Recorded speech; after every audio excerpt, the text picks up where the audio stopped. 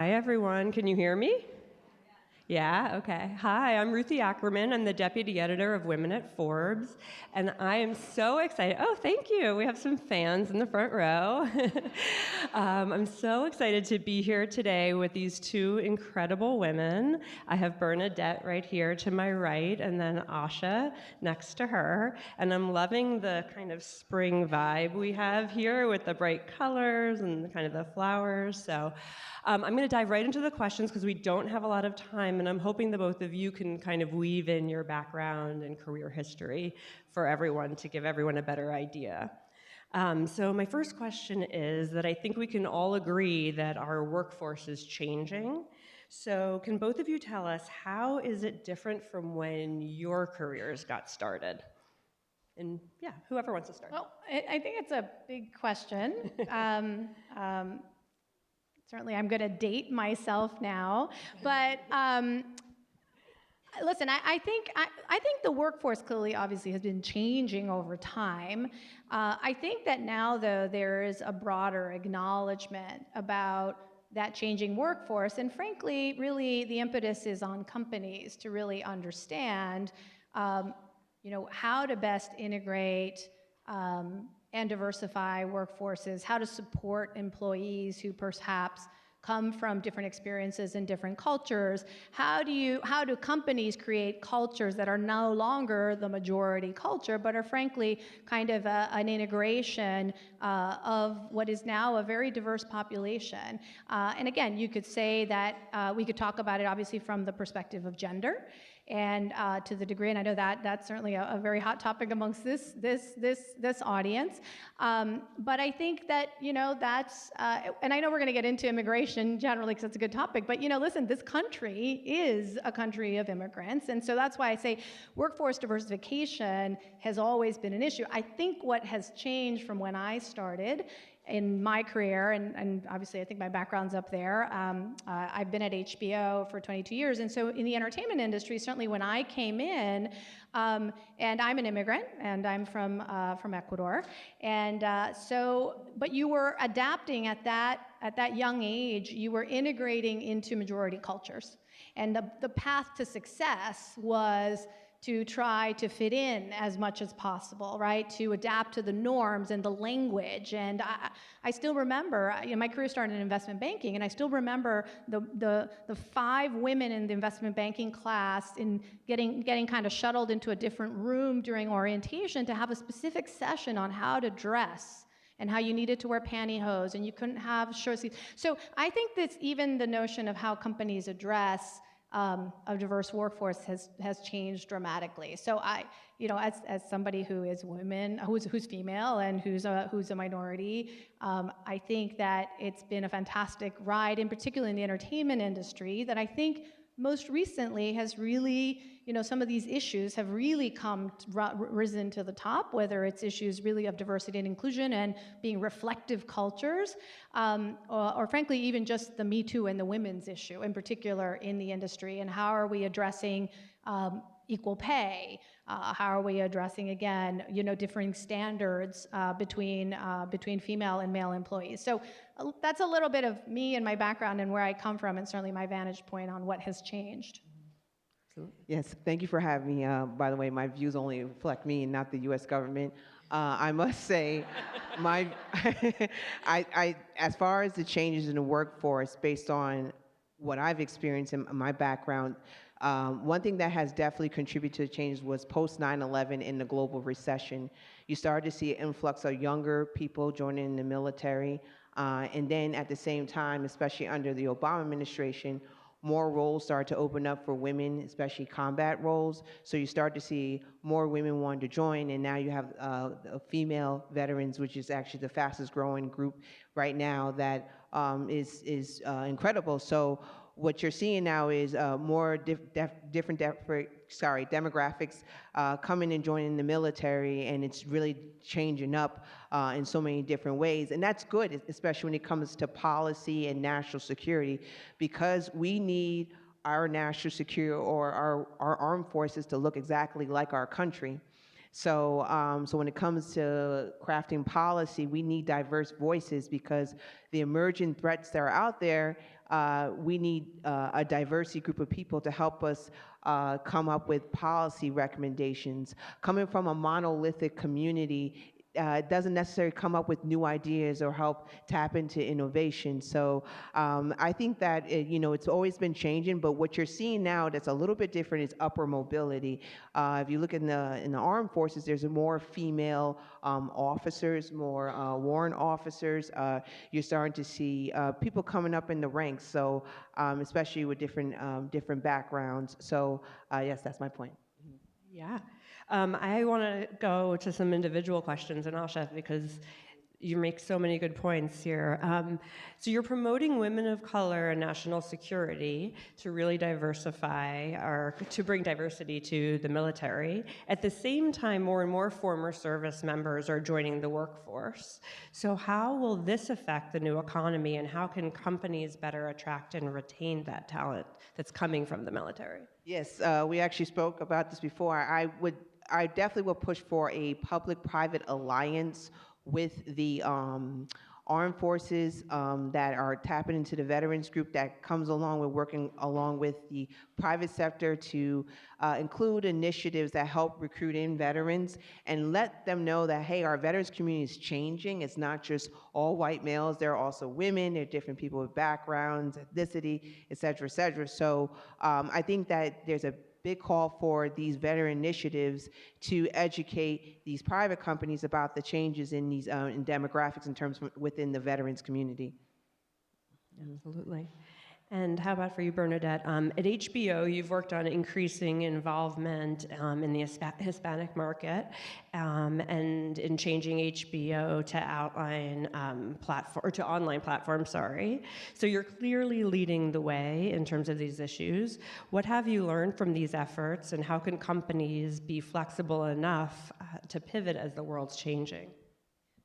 I'm going to just touch on something that was said on the earlier panel. I think what we're learning is that new generations, the new generation, younger generations, are more woke than we ever were. And the expectation of these younger generations as they come into the workforce is that you are creating environments where they are welcome, where you can be an individual, where you are going to be supported, where certainly they're going to find flexibility.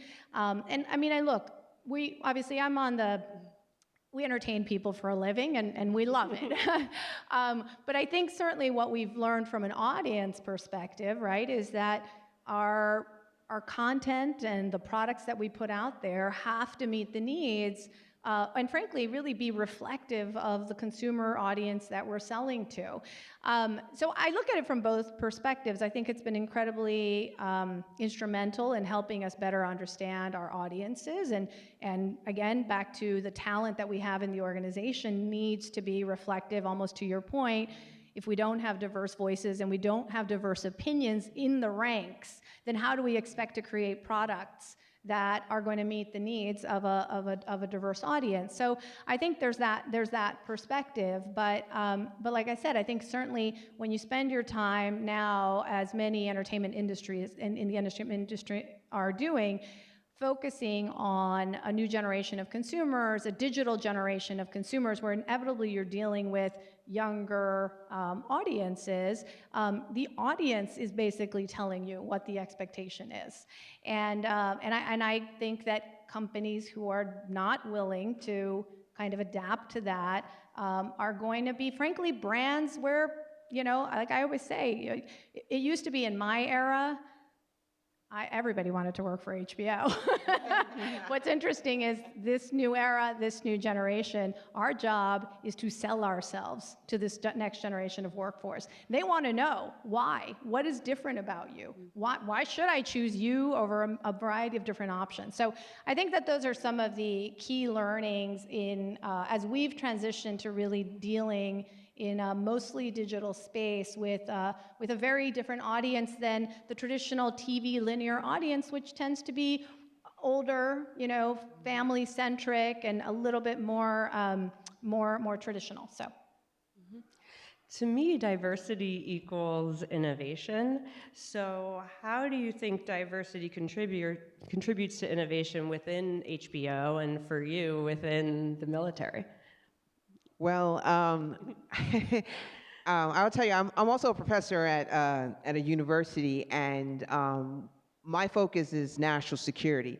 So anytime you hear about nuclear nonproliferation, counterterrorism in Iraq, Afghanistan, the Yemen conflict, you know, even something as soft as trade policy, okay, or the climate change bill, that is something that I work on a lot. One reason why I'm getting a lot of requests for people to hear about my opinion, because they want to hear something different. Within my industry, older white males pretty much dominated, whether in the media or in the policy decision making. So what we're at a point right now, and thank God for Me Too movement, right, which have impacted all industries. People want to hear something different, and within the national security field, they know that a monolithic community can't really help us tap into new different type of policy recommendations that we never heard of before. And some of the stuff that we're doing already, the old practices, are not really helping us at the end of the day. So we need something new. We need different perspectives, and that taps into innovation. So me as a deployed soldier in the Middle East, in my opinion, I did a really good job out there because I had a different skill set compared to my male counterparts and was able to formulate policy decisions more effective compared to my male counterparts because I did good with negotiations. I knew how to build on strategic relationships, something that a lot of women don't know about when it comes to representing the United States government overseas. That we have talent there, but it's just not really talked about in the media and other places. So I think that innovation can, in order to achieve innovation, you definitely got to empower women to be in place, and you can see where their assets start coming out, and it could be definitely effective as far as achieving a common objective. Yeah, I mean, I think for us, I've been at the company for 22 years, and if there's one thing that I've always been proud and why I've stayed as long as I have, is that I think that the very roots and the very DNA of HBO started in that we were differentiated because we were telling stories that nobody was telling. So if you're as old as I am and you remember, right, it was the home of Def Comedy Jam, and it was the home of Spike Lee and Four Little Girls, and it was like, I mean, so much nascent, diverse talent really came from the halls of HBO because we were one of the only places in town that would take these meetings and that would kind of look for pockets of talent that weren't the kind of incestuous agency world of LA, which is very, very white and very male. What's been interesting for us, though, is that people got hip to that. And so now you see, especially digital players, very aggressively in the space, courting the same talent, looking for distinct stories. I mean, I look at, Hulu, who was like a nascent online streaming service, and Handmaid's Tale was like a gem of a find. And it's been interesting that, we're now competing for very similar stories and very similar talent. So I think for us, the experience has been, it's where we started. I think we've definitely had to up our game in terms of leaning in more proactively to go back to those roots of finding, kind of gems. Listen, I'm extraordinarily proud of Issa Rae and Insecure, which is one of my favorite shows of all time. I don't know of another show. Like, what people felt about like Sex and the City and this relationship with these women, and it was telling a story that felt very, to me, that Issa and what she's doing with Insecure is that. I don't know of another network or another show that is truly showing it's like a girlfriend show. Like that is like, and it's truly original to the voice. And what was great about that is, we had to find it in a completely non-traditional place, right? Which was YouTube. But I think what's great in the media industry and access to the industry is that there are now platforms that allow for creators and voices and innovators that never had access to the system and were never going to go through the agency system to now be seen, right? And I think what's great, and listen, the learning for us and anybody who's in the media space is that that's probably where your next big hit is going to come from, as opposed to kind of the traditional the traditional way of kind of going back to the same well every time to tell stories. So I think that for us has been certainly a shift and a change in the environment, but it's been phenomenal, and it's phenomenally exciting actually to be at this point, and to really be actively looking. And I'm proud. People think of us as competitive with a Netflix or a Hulu, and I would say that we all look at it as that there's room for everyone. And I actually am very proud of the work that some of my sisters, are doing across all of these spaces. And so back to women and empowerment and finding voices, I love that there are more networks looking for diverse voices, diverse executives, diverse creators, and I hope they all find a home somewhere. Absolutely. And you've both been saying that the workforce has changed so much in the last 10 years, but what do you think is going to happen in the next 10 years? I mean, listen, we talked a little bit about coming in, because we've really talked so far about kind of a domestic perspective. So I run kind of the revenue for the company on a global basis. I think that the next 10 years, when you think about digital and the panel before us, right, movements are now global, right? Dialogue is now global. I think workforce in the next 10 years is about globalization. Like it's boundaries, borders, the fact that even today, I'm sure many people in the room who have colleagues who, you're slacking with, you're Skyping with, who aren't sitting, domestically in an office, right? I can certainly probably imagine that, Google experiences that, we experience that. I've got to imagine on the government side, the idea of digital and technology breaking down boundaries, and the fact that now there is a global workforce. And so when you talk about diversification and inclusion and being a reflective product, you're talking beyond the English-speaking world of kind of our U.S. domestic space. So to me, that's I think kind of that next frontier of the next 10 years. Yes, the digital world is definitely changing, or it's going to definitely shape how the workforce is going to look in 10 years. And they're doing a really good job calling out on, okay, why does this company look like this? Why is it not as diverse? And it's effective approach, both in the public and private sector. So I think it's definitely going to look different. But what I want to see as far as the differences is from top down, from the board of trustees, board of directors, all the way down to the bottom, that it looks very diverse. I've seen where we have companies that embrace diversity. They'll have their HR officer a woman of color, but then you look up, as you go up the ranks, it's like, I don't see it there, right? And this is all online. You could just look at the whole entire thing, right? So I think that in 10 years, most companies should definitely, or all companies, should definitely reflect that diversity from top down. Absolutely. How do you think changes in policies, whether it's flexible work or parental leave policies, are going to change the types of people that want to work at companies?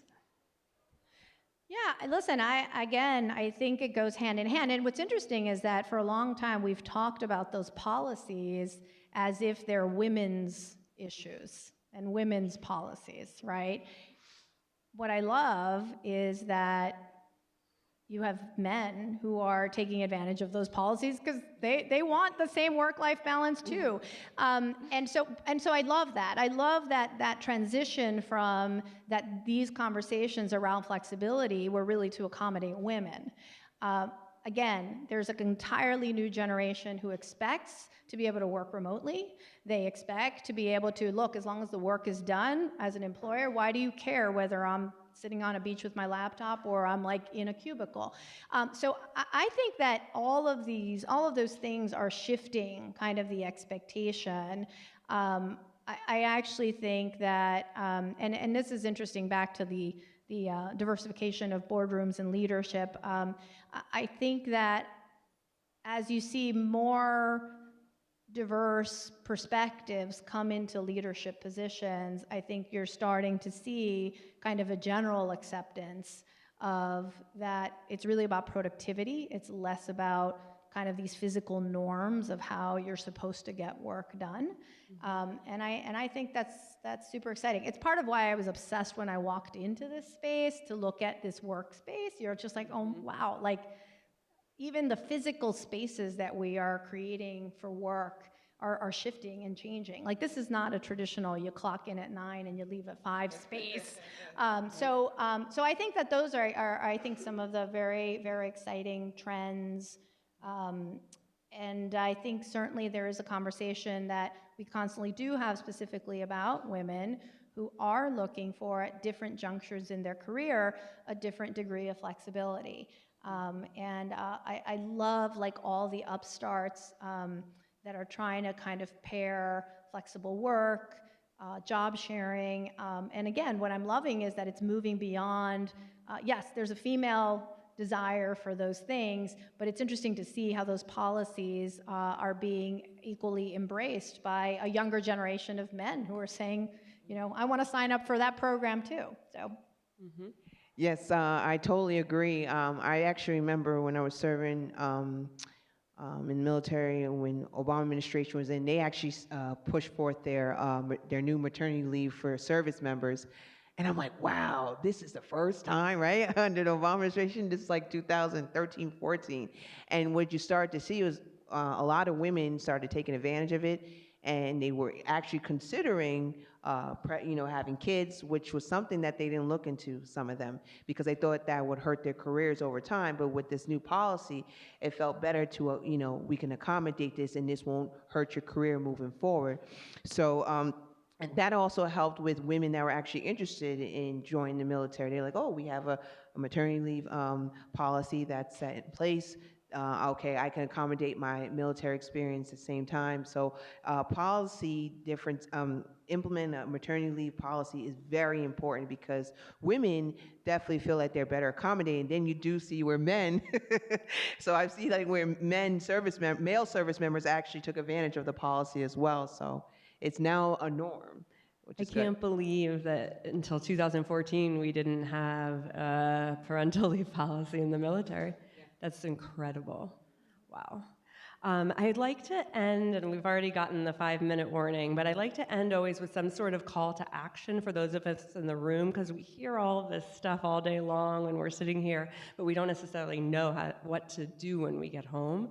So what can we do, all of us in the audience, to help create this new workforce, either within our own companies if we're founders, or within the companies that we work at if we work at bigger corporations? Is there anything we could be pushing for? Listen, I think that really, right, you're always someone's role model, right? And to the degree that people watch how you interact, the space that you're creating, I always say to people, like, you don't have to be the head of the department to create an environment that is inclusive, that is flexible. Listen, one of the things that I love about kind of the movement towards data is that, again, data becomes about productivity. And so as a team, if you are ultimately delivering on results, right, overachieving, frankly, people, I think there's more acceptance for variations in how you get your work done. So actionable, I always say to people, it's being aware of things like, somebody if you lead even a small team, and you are a person who, finds yourself leaving at 8 p.m. every night, you know what? That's actually sending a message, right? About the expectations of how long I need to be here to get my work done. I think it's just being more aware of even the messages that we send ourselves, because I think people are watching for cues as to, kind of what's the norm and what's the way I should work. A lot of junior people tend to mirror, right? You mirror what you think the accepted norm is. And so I like I said, I always say at every level, I've always felt like, even if, and I've had bosses who weren't supportive of flexibility, and I always felt at several junctures, then my job was, well, you know what, I don't have the flexibility, and so I'm going to be here, but I have a team, and I'm going to afford them the flexibility, and I'm going to make sure that, if there has to be coverage. So I think a lot of the more actionable stuff is in the personal, everyday things that you do. All of those things send messages as to whether flexibility is okay, inclusive, diverse thought is okay. I said to the conversation I was having just yesterday about, make sure that you're utilizing your brand equity on behalf of others. And it doesn't mean that you've got to be senior. I love that story about the Obama administration and the women who at the beginning were kind of struggling with having their voice heard in the room with the men, and they all made that secret pact, right? We're going to amplify each other. When you say something, I'm going to be like, yes, that's a great idea, and I'm going to repeat what you said. And what happened over time is they were jointly together amplifying their voices. It's a very simple thing that one can do in your everyday. Sometimes it's acknowledgement of a colleague and a thought that all of a sudden makes everybody in the room turn around and go, what were you saying? So I think that there's small actionable things that in the end make a big difference. Yes, good. That's an excellent point. I must say what I would like to see is definitely consider the veterans community as part of your startups, your business. And when you think of the veterans community, stop thinking about just men. There are women vets. There are women of color vets, right? We bring in a lot of talent, assets, great ideas. We have global perspectives. We have specialties that we worked on in the military that can be very helpful in the workforce. Women vets, we're like an afterthought when they think about the veterans community. They don't know we exist. Sometimes when we tell we serve, they're like, no, you're lying, right? Only 1% of American population right now only serve in the military, which is totally different during the Vietnam War. So, but again, like I said before, within the veterans community, the fastest growing group right now are women.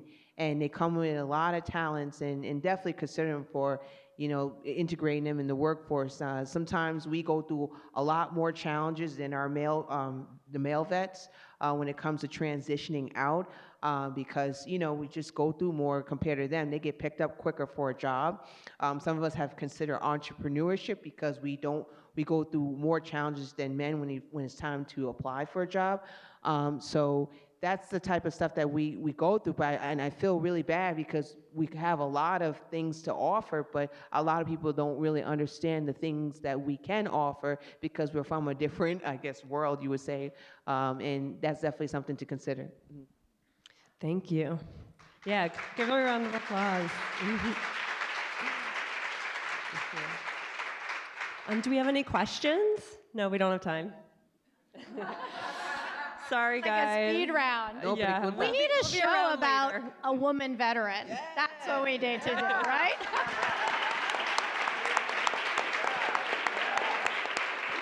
Thanks, everyone.